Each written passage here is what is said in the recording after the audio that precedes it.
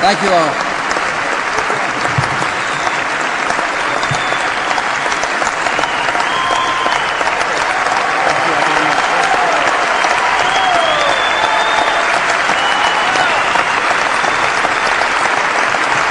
Thank you all very much.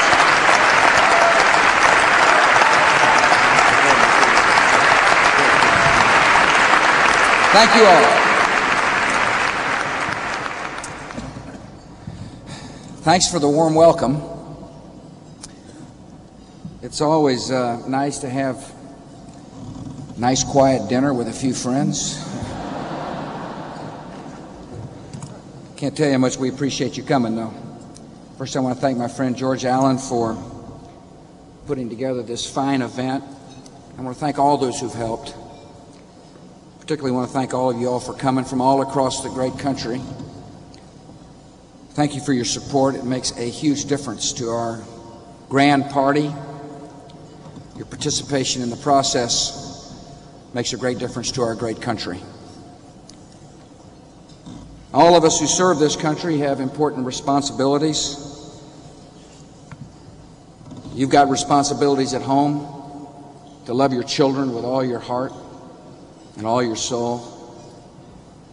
You've got responsibilities in your communities to love a neighbor like you'd like to be loved yourself. If you're a CEO in corporate America, you have a responsibility to tell the truth to your employees and shareholders.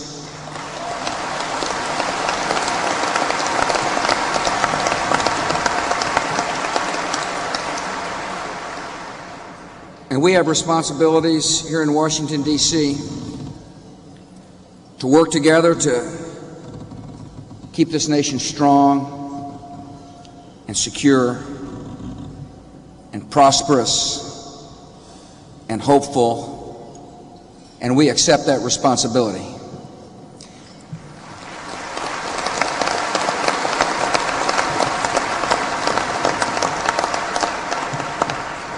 I appreciate so very much the Speaker of the House, Denny Hastert.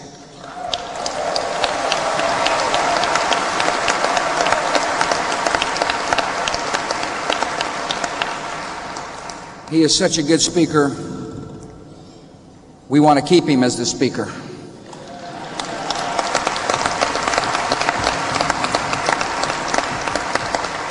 And the same goes for the Majority Leader in the United States Senate, Senator Bill Frist.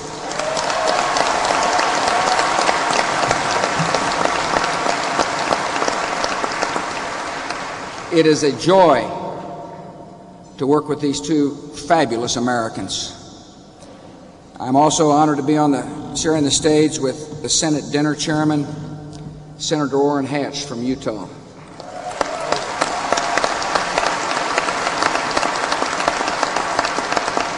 The Chairman of the National Republican Campaign Committee from the state of New York, Congressman Tom Reynolds.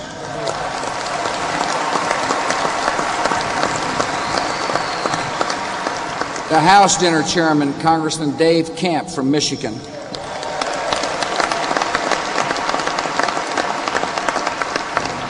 I want to thank all the senators and members of the House of Representatives who are here. America is fortunate to have your service on behalf of all of us. I want to thank the members of the Cabinet who are here. I want to thank the Oak Ridge Boys for sharing their beautiful voices.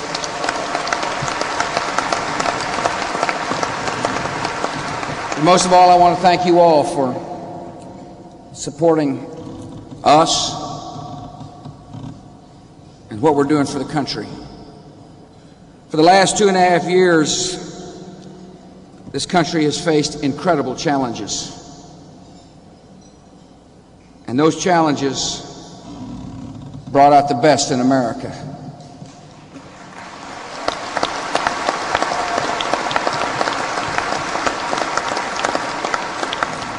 The testing of America has revealed the spirit of America. The world has seen that we are courageous, resolute, tough when we have to be, and a compassionate people.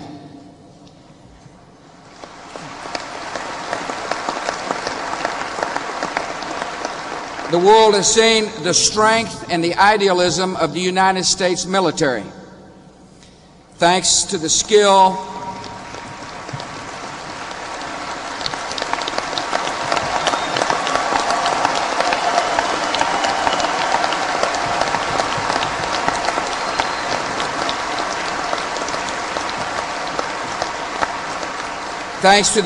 and courage of our troops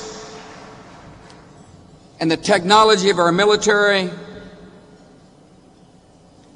the world has seen that the guilty have more to fear from the United States of America.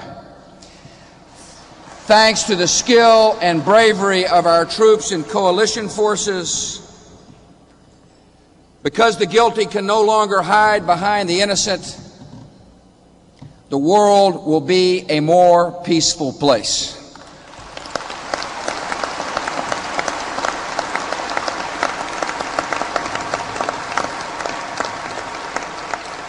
The terrorists will have fewer places to hide. Tyrants will no longer be free to enslave their people. Freedom has arrived in far corners of the earth.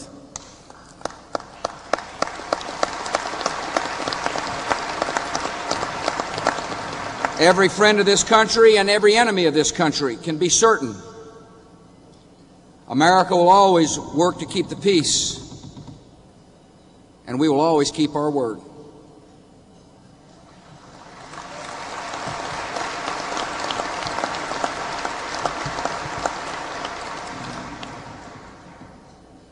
We're working hard to change the tone in Washington, D.C., and I believe we have.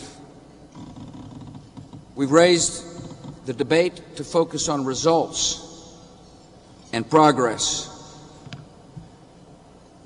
and we're achieving great results for the American people.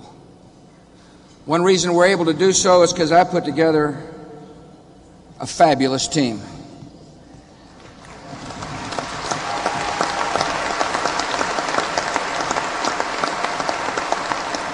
To the cabinet members here, I want to thank you for your service. But I do want to mention one member of my team that is not with us tonight, but is doing a fabulous job for America. And that's the finest vice president our nation has ever known, Vice President Dick Cheney.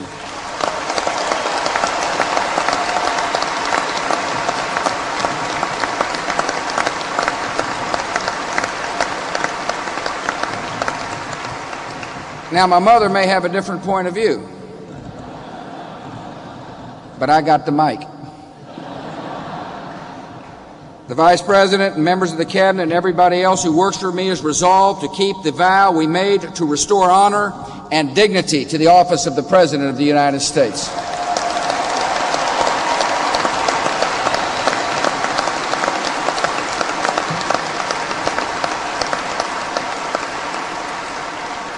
And I'm proud of the United States Congress. The Congress is focused on results, and they have delivered tremendous results for the American people.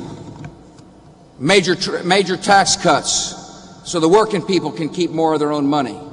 Education reform. Homeland Security Department to better secure America.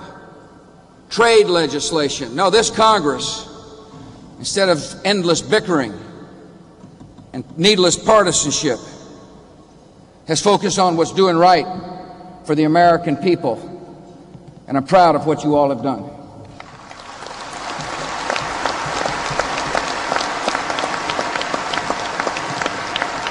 Now, we've come a long way in 2.5 years, but we got a lot of more work to do. We got a lot to do. First, America's committed to expanding the realm of freedom and peace for our own security and for the benefit of the world. And second, in our own country, we must work for a society of prosperity and compassion so that every citizen has a chance to work and succeed and realize the great promise of the United States of America. Across the world, it has never been more clear that the future of freedom and peace depend on the actions of the United States. This nation is freedom's home and defender, We welcome this charge of history, and we will keep it.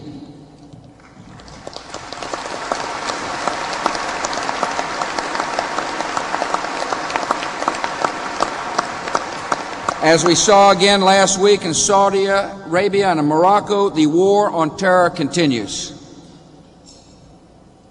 Our work is not done. The enemies of freedom are not idle, and neither are we.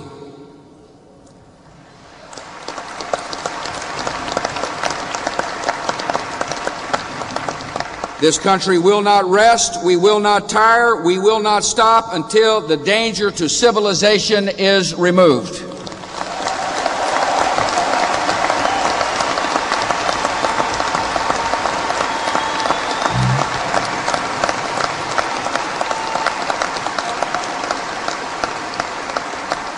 Our national interest involves more than eliminating aggressive threats to our safety. Our greatest security comes from the advance of human liberty. Because free nations do not support terror, free nations do not attack their neighbors, free nations do not threaten the world with weapons of mass murder.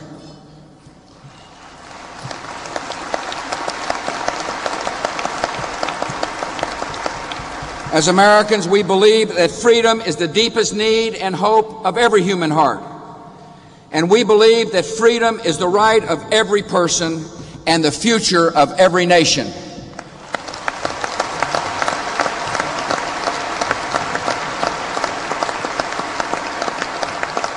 America also understands that unprecedented influence brings tremendous responsibilities.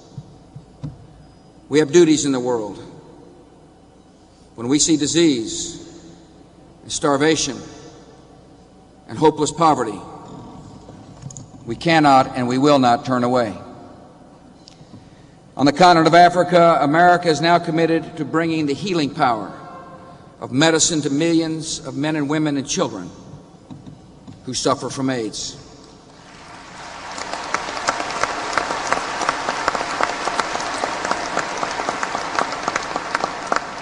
I want to thank the United States Congress. I want to thank the House once again for voting for the package today to make sure that the great compassion of America is felt in some of the most hopeless corners of the world. I want to thank Henry Hyde and Dick Lugar and Bill Frist, who guided this important legislation through both houses, a piece of legislation which I look so forward to signing next week before I go overseas. And when I go overseas, I will remind our partners in Europe about our great heart, our great compassion, and call upon them to join us in this great work.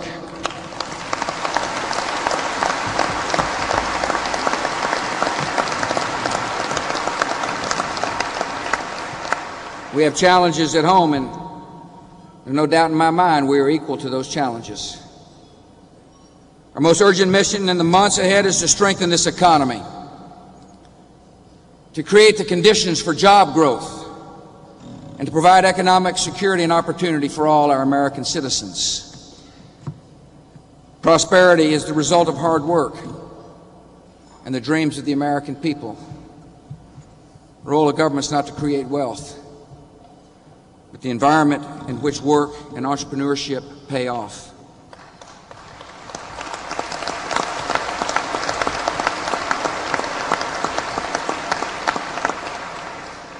Republican members of the House and Senate understand that. Each body has now passed additional tax relief to leave more money into the hands of the American people. See, we understand this. The money we talk about in Washington, D.C. is not the government's money. The money we talk about in Washington, D.C. is the people's money.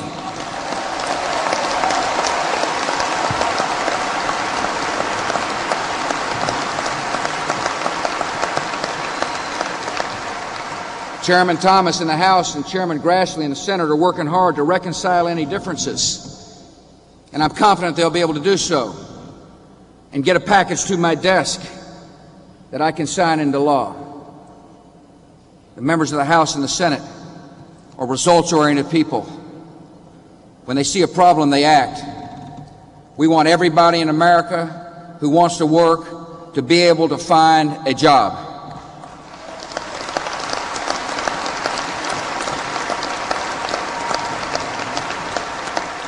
Economic security also depends on a good education for every child. I came to Washington with a deep desire to pass fundamental reforms in education, to bring high standards, accountability, regular testing to every public school in America. With a solid bipartisan majority, we passed the No Child Left Behind Act.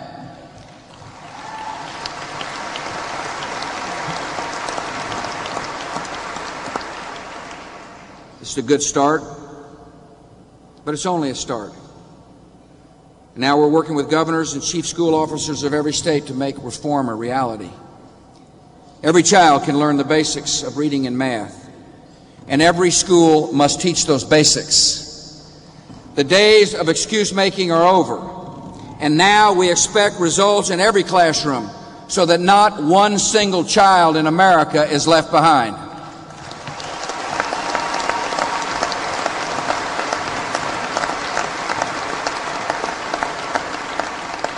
We can use our past success as a model for meeting other priorities currently before the Congress. Members of the Congress are working with us now to strengthen and modernize Medicare, to give seniors more health care choices and access to prescription drugs. All of us on the federal payroll get a choice in health care plans. Seniors ought to have the same choices. If choice is good enough for federal workers, it is good enough for the seniors in America.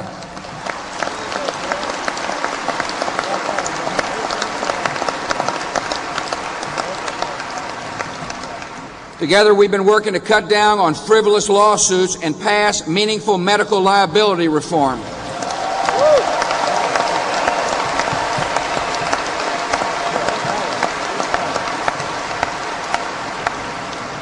People who have been mistreated by doctors deserve a day in court, yet the system should not reward lawyers fishing for large settlements.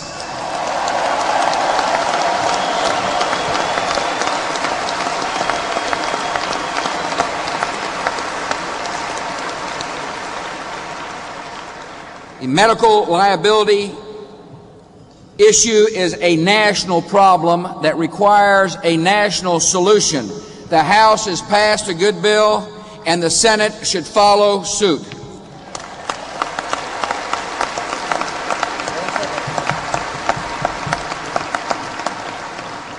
I'll also continue to work with the Congress to pass a comprehensive energy plan to lessen our dependence on foreign oil.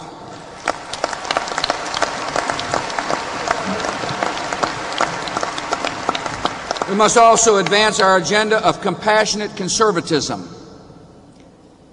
We have a responsibility to apply the best, most innovative ideas to the task of helping our fellow citizens in need. We must continue to work for meaningful, real welfare reform to bring work and dignity into the lives of more and more Americans.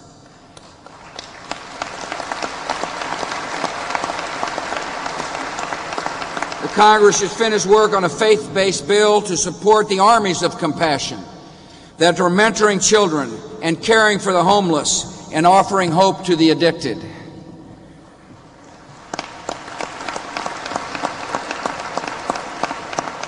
I appreciate the hard work of Orrin Hatch and Bill Frist to make sure that our judiciary functions properly. I have submitted superb nominations to our federal courts. The confirmation process in the United States Senate should be about justice, not about empty politics.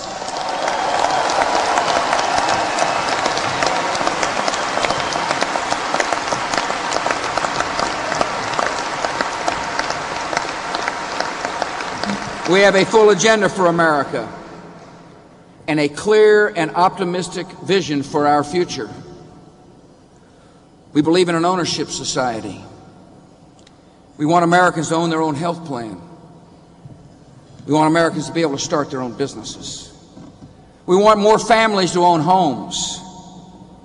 We want people to be owning a piece of their retirement so that every person has the dignity and independence that come from ownership, assets, and property that they can call their own.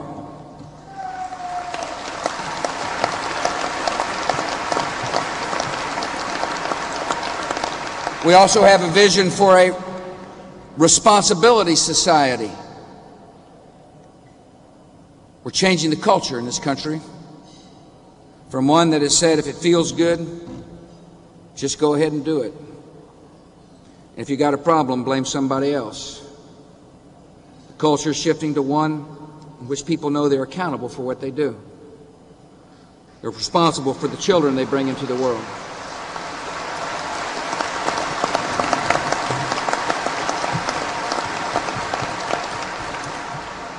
Culture which says you have a responsibility to help a neighbor in need.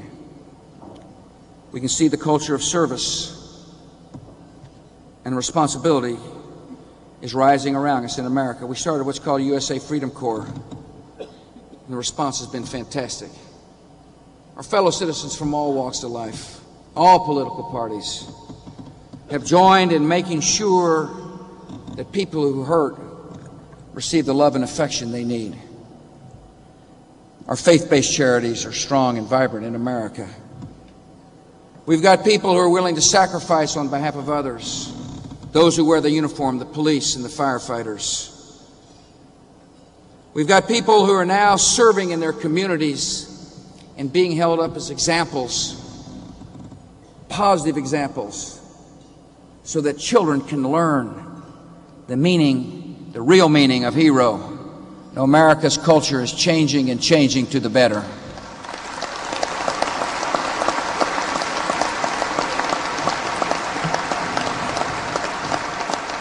It is such an honor to be the president of a great country. Our nation has faced mighty challenges. Over 2.5 years, we've endured terrorist attacks, yet we have grown stronger. We've led the world in the fight against terrorism. We freed a great people from a ruthless dictator and eliminated the threat posed to world peace.